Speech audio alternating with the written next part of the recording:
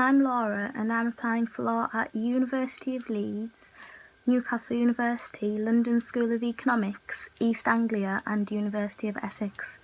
Applying for law is generally the same as applying for all other subjects, except 8 universities may require you to sit an LNAT exam, but I did not apply for any of those universities that required me to sit the LNAT exam. I sent my application on November 13th, 2015. I have received 4 offers so far and I'm still waiting for London School of Economics. When I receive all of my responses, I'm going to firmly accept University of Leeds. So when applying for all courses, you should be able to apply through your school or college using their buzzword. It's like a password that UCAS gives each sixth form or college that allows you to apply through them, and so then your teachers can see how you're progressing with your application. There are deadlines for each different course, so most courses have the deadline January 15th, but if you're applying for medicine, dentistry, veterinary sciences, or if you're going to Oxford or Cambridge, your deadline is October 15th. And then art and design courses have later deadlines which are in like March time. So when you go on to UCAS, it will ask you to put your personal details in, which is your first name, middle name, surname, your title, your gender, your date of birth. But you would have already filled that in when you registered, so you'll see that there already. And then you have to give them your contact details, so then UCAS can contact you eventually, and that's how you'll find out about your offers, using the contact details.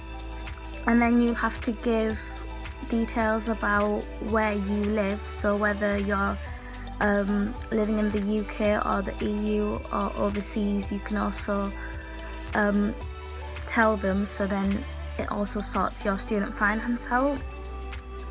If you're applying by yourself, you will need some help with this bit, and then you have to declare any criminal convictions, and then you have to put in student support. So if you're applying for NHS funded courses like nursing, midwifery, physiotherapy, other courses like that, then you put a different code in than other courses.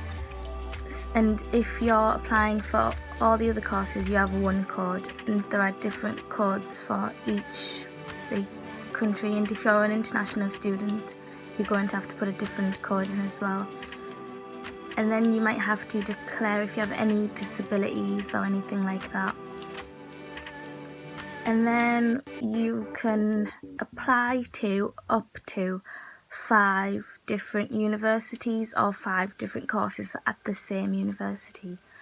You don't have to use all your choices if you don't want to, and it doesn't matter how late you apply, because they're supposed to consider you equally, whether you apply on the 1st of September or whenever it opens, or whether you apply on January 15th. You all get judged on the same things.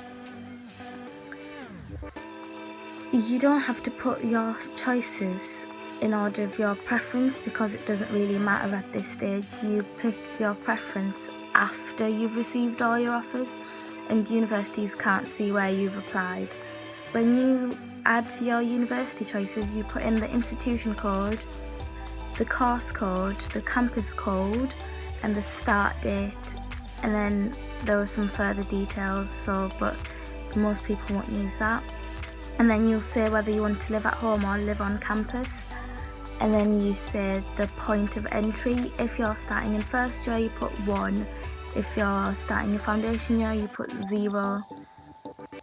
And then later on there will be an academic education part where you have to put all of your grades that you've achieved, and you have to declare every single grade that you've put on there.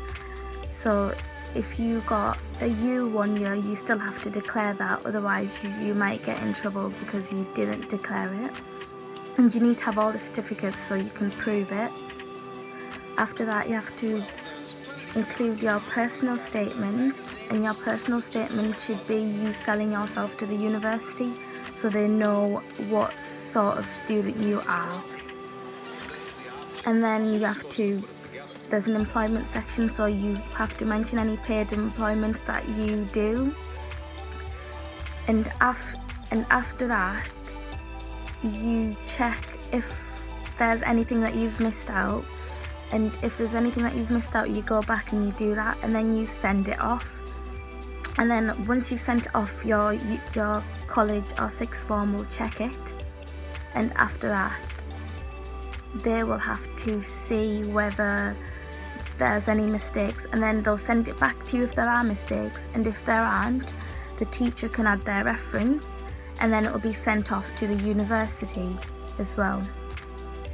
My tip for students is to apply as early as possible, because then you get your application out of the way and over and done with, instead of worrying about it close to the deadline. Even though all applications are given equal consideration, it's just better to have it done and out of your mind so you can focus on your education.